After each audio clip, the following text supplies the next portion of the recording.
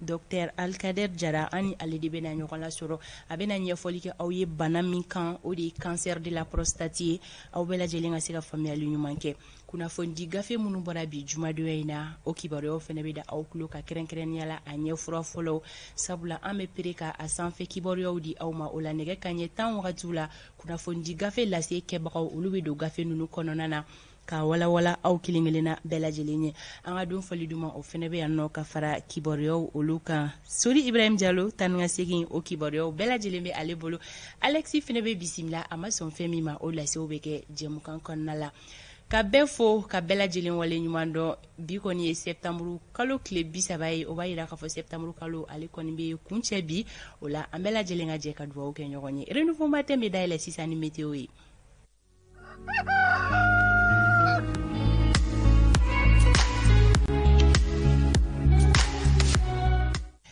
ko nɔgɔ bɛna da kaba la Mali marabolo kelen-kelenna bɛɛ lajɛlen kɔnɔna la foni Tawurini marabolo kelen bɔra a la yen nɔ sankolo ko o na jɛya dɔɔni samiyafɛ fiɲɛ kɔni o bɛna ci mais a kɔni tɛna kɛ fiɲɛ fangamaba ye fɛn min bɛ tali kɛ an ka kɔrɔ marabolo kɔnɔna na bi tuguni i n'a fɔ don tɛmɛlenw na olu ka yɔrɔjan filɛli min b'a daminɛ kilomɛtiri 6 ka taga bila 9 na ko o filɛliw ko kura gɛlɛya mankanina don a la gɛlɛya sababu kɔni o bɛ tali kɛ gɔngɔn bulon na fɛn bɛ tali kɛ san fiɲɛ ni sanji la ko o bolodalen don bi tilela fana to dunni kɔfɛ walima sufɛla la Mali marabolo kelen-kelenna bɛɛ lajɛlen kɔnɔna la fo ni Kidali ani Tawurini marabolo bɔra a la o b'a yira k'a fɔ ni marabolo kofɔlen fila Kidali ani Tawurini o kɔfɛ sanko kɔni bolodalen don bi tilela fana to dunni kɔfɛ walima su in na Mali fan 14 bɛɛ lajɛlen na ko tilegan in na funteni hakɛyaw yɛlɛmaba fɛnɛ tɛ bi ta ani kunun ta ni ɲɔgɔn cɛ o kama Kayikaw fɛ yen nɔ bi olu ka tile bɔta hakɛya bɛ kɛ digiri 36 ye Kulikorokaw aw ta bi jɔ digiri 34 na Sikaso digiri 32 Sewu 35 Mopti 37 Tombouctou ni Gao digiri 40 Kidalikaw olu ta bɛ yɛlɛn ka taa 41 na Menaka 39 Tawudini digiri 38 Buguni ani Kucala bi olu ka tile bɔta hakɛya o bɛ kɛ digiri 33 ye Kitakaw olu ta bi jɔ digiri 35 la Nyoro ni Nara 38 Douanzan digiri 37 San 35 Banyangara 36 Joila digiri 33 Gourmara Rous digiri 40 Bamako district kɔnɔna la ko nɔgɔ bɛna da kaba la nɔgɔ bɛ tigɛ kaba la dɔɔni o la samiyafɛ fiɲɛ bɛna ci mais a tɛna kɛ fiɲɛ fangaman ye fiɲɛ fangamanba ye gɛlɛya kɔni tɛna na dɔw bi yɔrɔ jan filɛliw la sanko bolodalen don bi tile bintɔ la walima sufɛla fɛ tilegan in na funteni hakɛya o bɛ kɛ digiri 34 ye Bamako n'a lamini sɔgɔmada in na kɛnɛ cira nɛgɛ kaɲɛ 6 sanga 22 tile bɛna bi nɛgɛ kaɲɛ 18 o mana tɛmɛ ni sanga 21 ye nin wagati boloda cogo ye bi juma sɔgɔma k'a di aw ma i n'a fɔ ladalako la jɛmukan in kɛnɛ mana sigi ni o ye renouveau matin ye an bɛ fɔlɔ ka nin de di aw ma aw ka se k'aw ka wagatiw cogoya dɔn ani aw ka taa n'aw bilaw dɔn aw ka tile journée kɔnɔna la ko ala ka bi juma tile hɛrɛ di bɛɛ lajɛlen ma don kibaru ale bɛ dayɛlɛ sa Umaru Koyita fɛ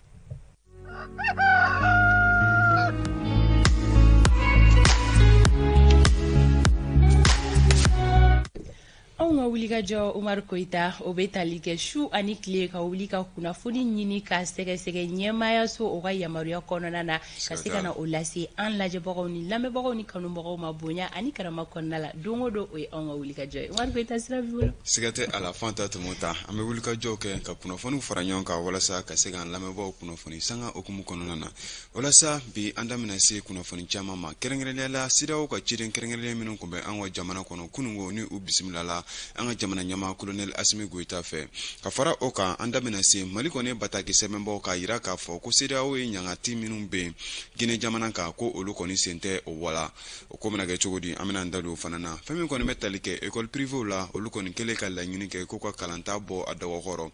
ni u y'a yira k'a fɔ ko ka bɔ octobre kalo tile 3 la k'a bila octobre kalo tile 17 na ni jaabi ma kɛ k'u kan ka ɲɔgɔn balalen dɔ kɛ ka bɛn sini sibiri ma a ko bɛna kɛ cogo di ni Seydina Umaru ka yamaruya ye an bɛna an da don bɛɛ lajɛlen na ko walawala An bɛ segi ka foli kurakura ka ɲɛsin an lamɛnbaaw bɛɛ lajɛlen ma ni sanga in kɔnɔna na ka tɛmɛ ni gɛlɛya min kɔni bɛ Mali ani Côte d'Ivoire jamana cɛ ka sababu kɛ finitigilaka 46 min tolen don an ka jamana kɔnɔna na. CEDEAO ma olu kɔni jamana ɲɛmaa dɔw bila ka na walasa cogo min na ka se ka na o kumaw kɛ. Jamana ɲɛmaa 3 olu de kun kofɔra nka 2 de sera ka na ni o bɛ tali kɛ Nana Akufo-Addo la ni ale ye Ghana jamana ɲɛmaa ye ani ka taa se Adama Barrow ma ni ale ye Gambie jamana ɲɛmaa ye ani ka fara maa caman wɛrɛw ka olu kɔni nana u ni an ka jamana ɲɛmaaw kɔni sigafɔ dɔw kɛ nin ko la hali ni o y'a sɔrɔ k'a fɔ kunnafoni jɔnjɔn ma bɔ k'a fɔ ko nin ŋaniya ne taara u kɔni sigafɔ kɛ wa fɛn min kɔni ni jamana ɲɛmaa ninnu ye u sigira ka t'u fɛ yen nɔ min sɔrɔla a ko kan an ka jɛ an k'o lajɛ. I n'a fɔ a kun fɔra cogo min na CEDEAO ka ciden kɛrɛnkɛrɛnlenw olu kɔni sera an ka jamana kɔnɔna na nka jamana ɲɛmaa 2 olu de sera ka na 3 ma se ka sira sɔrɔ i n'a fɔ a kun fɔra cogo min na kunnafoni cogoyaw kɔnɔna na ni jamana ɲɛmaa minnu bɛ CEDEAO jamana kɔnɔna na u kɔni nana ka na kuma an ka jamana ɲɛmaa fɛ gɛlɛya min bɛ an ni Côte d'Ivoire jamana cɛ ni saga in kɔnɔna na. Pankuru min ni ale kɔni bɛ ka Gambie jamana ɲɛmaa ta ni ale bɛ Adama Barrow ko fɔ a yirala k'a fɔ ale sera an ka pankuru jigiyɔrɔ la ka bɛn nɛgɛ kanɲɛ 11 waatiw ma ani jamana ɲɛmaa olu ka foli tɛmɛni ani bisimilali kɔfɛ u nan'u jɔ jamana jɔnjɔn kɔrɔ.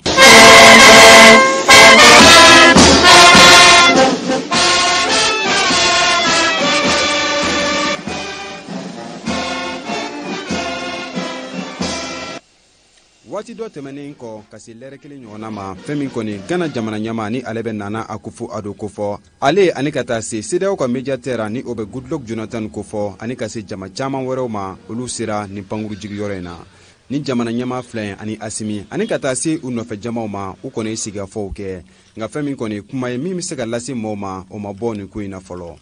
Ka tɛmɛ ni kunnafoni cogoyaw ye nin wulikajɔ min kɛra nin jamana ɲɛmaa ninnu fɛ a kun de kɔni Côte d'Ivoire finitigilaka 46 min bɛ an ka jamana kɔnɔna na ni u minɛnen bɛ taa kalo 3 ɲɔgɔnna na fɛlɛ bɛ se ka sɔrɔ o kow la cogo min na. Alassane Ouattara ale ka weleweledaw tɛmɛnen kɔfɛ finitigilaka ninnu a bɛ se k'u sɔrɔ cogo min na nin y'a dɔgɔkun damadɔ ye a kɔni ye a jigi sɛmɛ CEDEAO la ni finitigilaka ninnu a bɛ se ka olu sɔrɔ cogo min na.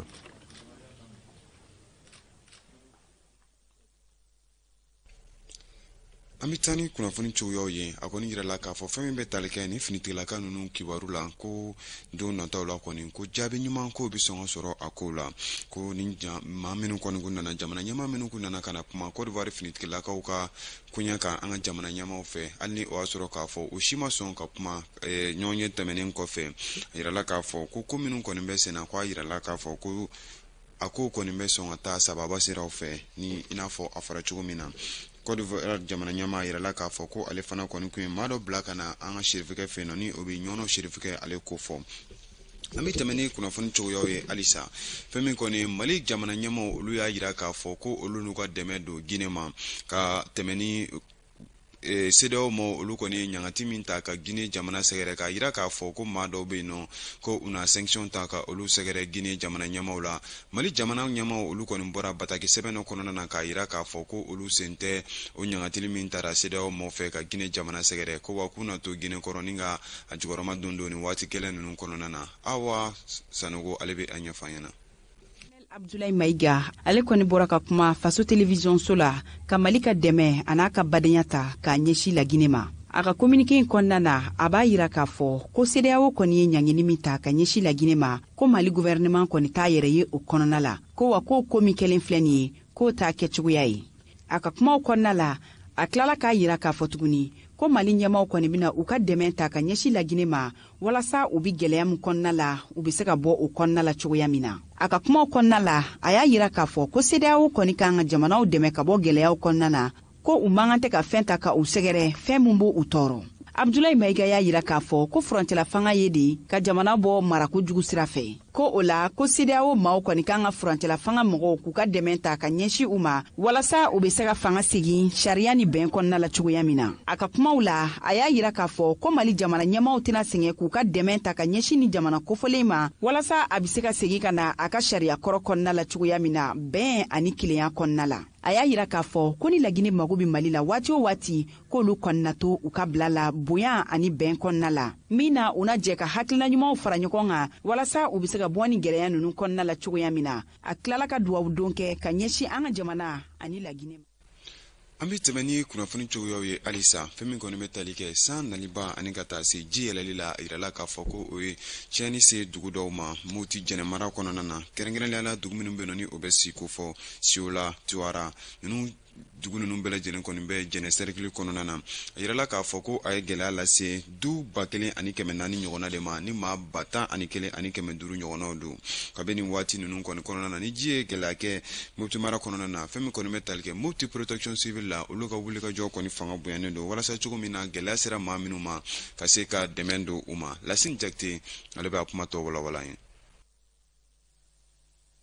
Nin dɔgɔkun laban ninnu na jɛnɛ marabolo dugu caman kɔni y'u sigiyɔrɔ bila k'o sababu kɛ ji ka kɛɲɛni ye o yɛrɛ min sɔrɔla san nali fanga bonya fɛ n'o yɛrɛ kɛra sababu ye min ye yenba ye ka se k'o jiw lakɔrɔtan kosɛbɛ nin ko in kɛra sababu ye ka du 1400 lawuli mɔgɔ min yɛrɛ b'o du kɔnɔ bɛ t'u jɔ fo mɔgɔ 11500 la sin kɔnɔ protection civil mɔgɔw y'a jira ko ga 500 min kɔnɔmɔgɔw yɛrɛ bɛ t'u jɔ maa 3,000 ɲɔgɔn na k'olu de y'u sigiyɔrɔ bila suala ga 600 ni mɔgɔ 600 ni 500 b'u kɔnɔ olu fana y'u sigiyɔrɔ bila ka fara tura kan ga 300 ni mɔgɔ 2,000 b'u kɔnɔ olu fana y'u sigiyɔrɔ bila kabini wagati in na nin yɔrɔ directeur régional de la protection civile n'o ye lieutenant colonel Namaki Dambele o kɔni n'a ka cɛdenw mun bɛ t'u jɔ mɔgɔ 20 kɔ la u kɔni y'u cɛsiri kosɛbɛ.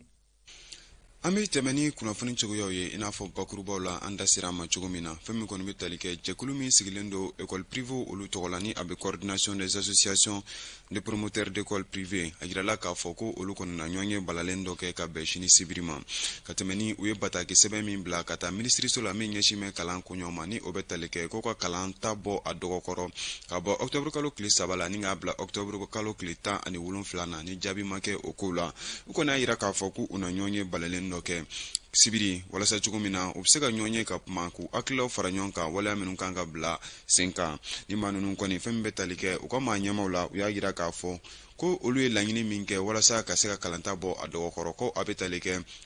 u ka musaka ko gɛlɛya dɔw la kɛrɛnkɛrɛnnenya la Sikaso kɔnɔna na a yirala k'a fɔ ko musaka dɔw min bɛ yen nɔ san 2000 ani 20 san 2021 kalanta okumu kɔnɔna na ko musaka bɛɛ lajɛlen ma sɔrɔ fɛn min bɛ tali kɛ Bamakɔ ani Sikaso fan dɔw la ka se Tɔnbukutu ani Gawo ma a yirala k'a fɔ olu ka kalanko musaka san 2021 san 2022 ko o ma sɔrɔ okumu kɔnɔna na sa ko o de y'a to u ye laɲini kɛ walasa ka se ka kalanta bɔ a dɔgɔkɔrɔ o ko bɛ se ka ɲɛnabɔ cogo min na a ɲɔgɔn ye mana kɛ cogo min na an mana kibaru minnu sɔrɔ a la an bɛna an da don bɛɛ lajɛlen na k'o walawala aw ye. Fɛn bɛ tali kɛ kalanko okumu kɔnɔna na halisa fɛn min kɔni bɛ tali kɛ syndicat min bɛ yen nɔ ni ale bɛ faculté des sciences et techniques et institut supérieur des sciences appliquées a yirala k'a fɔ ko olu fana bɛ ka musaka dɔ ɲini min bɛ t'i jɔ 400,000 a bɔɲɔgɔnko la okumu kɔnɔna na sa u ka maa ɲɛma o bɔra ka laseli kɛ Lulumadi Bate ale ka kuma bara la an ka jɛ k'a lamɛn. Gɛlɛyaba de bɛ ne ni n ka mɔgɔw kan n ka mɔgɔw bɛ n militant chaque année a san 4 ɲɔgɔnna de filɛ k'a ta 2018 la ka na fan fɛn yɔrɔ min na bi an ka reliquat dɔ arrêt dɔ bɛ wari kɔrɔman dɔ bɛ gouvernement na an ye examen kɛ wari min bɛ examen labɛn ni ka examen baara bɛɛ ka ban surveillant ka wari a dɔrɔmɛ kelen ma sara sira fɔlɔ n bɛ se k'a fɔ san 4 filɛ nin 2018 2019 o wari kɔrɔman dɔ bɛ yen nɔ 2020 dɔrɔmɛ kelen ma sara 2021 dɔrɔmɛ kelen ma sara 2022 donc a bɛɛ pari filɛ min a bɛɛ filɛ nin ça c'est 20 et ça c'est 22 il faut 21 disons 22 et j'ai 18 19 aussi ici qui est là les reliquats ils sont là j'ai tous les dollars les décisions c'est non payé an kɔni an ye baara kɛ n ka mɔgɔw ye baara kɛ franchement n ka mɔgɔw engagé no baara la u fari ma faga kuma si mais ɲɛmɔgɔ de bɛ ka ba dan waleya min b'a to u bɛ mɔgɔw u fari faga baara la mais min yɛrɛ ni dabali ban minnu tɛ baara kɛ dɛ olu de ka wari bɛ ɲini ka d'u ma kuma bɛɛ mais anw minnu bɛ baara kɛ komi an ka sa an ka wari tɛ d'an ma ni m'o bin wale de dɔn quoi ou bien an bɛ tɛ Mali kelen de kɔnɔ n'i y'a jateminɛ an ka université min ɲɔgɔn na yan n'o ye FASI ye ISA institut de sciences appliquées école de médecine a bɛɛ fara ɲɔgɔn kan a 1,400,000 ɲɔgɔn na quoi est ce que ni jamana ba in na ko ni université belebeleba ninnu dama fara ɲɔgɔn kan ko wari sarali bɛ se ka gɛlɛya an ka gouvernement ma wa. An bɛ tɛmɛ ni kunnafoni cogoyaw ye halisa miliyari 92 ɲɔgɔn na olu de kɔni ye musaka ye min bɛna bɛn Hôpital du Mali ale ka baarabolo dɔ ma ni o projet d'établissement 2023-2024 nin waleya kɔni kuma lasera u ka ɲɔgɔnye dɔ senfɛ ni conseil session extraordinaire du conseil d'administration min kɛra ka bɛn arabadon septembre kalo tile 28 ma u yɛrɛ jaba ala la u kɔni kumana fɛn caman kan Maliki Jalo ale kun bɛ a kɛnɛ kan. Conseil d'administration laɲini ye mun ye walasa an bɛ ka baara minnu kɛ ka se ka nafaba sɔrɔ ka di jamanadenw ma. Ni conseil d'administration bɛ fɛn mun kan an kan ka baara mun kɛ san 5 nata in na walasa jamanadenw ka basigi sɔrɔ furakɛli ta fanfɛla la. N'a bɛ fɔ a ma ko projet d'établissement. Projet d'établissement ye wajibi ye dɔgɔtɔrɔso bɛɛ kan san 5 o san 5 dɔgɔtɔrɔso kan ka a lajɛ san 5 nata in na an bɛna mun kɛ so baarakɛminɛnw ta fanfɛla la baara bɛ kɛ yɔrɔ minnu kɔnɔna na ani yɛrɛ dɔgɔtɔrɔ minnu biyan walasa ka dɔ fara olu hakɛ kan ani fana u ka kalan ka se ka sinsin walasa an ka se ka jamanadenw nafa furakɛli kɔnɔna na. Kɛrɛnkɛrɛnnenya la komi dɔgɔtɔrɔso ye bɛ yamaruya dɔ kɔnɔna na n'a bɛ fɔ conseil d'administration dɔgɔtɔrɔso bɛ fɛ ka yɛlɛma o yɛlɛma kɛ a baara bɛ daminɛ fɔlɔ dɔgɔtɔrɔso yɛrɛ kɔnɔna na bɛɛ bɛ fara ɲɔgɔn kan k'u hakilina di ɲɔgɔn ma an ye san 5 mun kɛ an ye gɛlɛya mun sɔrɔ baara la o gɛlɛya kɔfɛ jamanadenw bɛ mun ɲini kɛnɛya ta fanfɛla la n'an tɛ ka se k'o k'u ye donc an bɛ fara ɲɔgɔn kan an ma hakili fara ɲɔgɔn kan an k'an ka nin de kɛ walasa ka se ka u bɛ mun nɔfɛ an bolo an ka se k'o baara kɛ ka ɲɛ an kan ka baarakɛminɛnw ɲini an kan ka sow sɔrɔ i n'a fɔ opération bɛ kɛ togoya minnu so minnu kɔnɔ. Aya nin kun ye Hôpital du Mali ale kumakan kibaru ye u kɛmɛ ka baara minnu boloda min kɔni bɛ tali kɛ u ka san 2023 san 2027 ale baaraw tacogo la min bɛ tali kɛ kɛnɛyaso ale kumakan kibaru la Fanta Tumuta nin kun ye kunnafoni kunfɔlɔ ye an sera ka min kamaru ka fara ɲɔgɔn kan an lamɛnbaaw ye ni sanga in kɔnɔna na. Tuma min na sanga kɛra 38 nɛgɛ kaɲɛ 7 sanfɛ Umaru Koyita an b'i fo ko kanubagaw ma halisa kunnafoni tɔw bɛ don kibaru kɔnɔna na mais tako filanan kɔnɔna la o na lase u ma bonya ani karama kɔnɔ sisan nɔ an bɛ taga an ka siraba kanaw la ka se k'a dɔn bi juma sɔgɔma an ka sirabaw bɛ lahalaya jumɛn de kɔnɔna la taa ni ka segin yɛrɛ bɛ hukumu jumɛn kɔnɔ ka fara Anazer ale ka bilasiralikanw kan Sori Ibrahim Diallo ni ale taara ni an ye fan min fɛ bi sɔgɔmada in na an ka se ka o fan kibaruyaw dɔn an ka nɛgɛ kɛrɛfɛtigi an bɛ taga ale fan fɛ.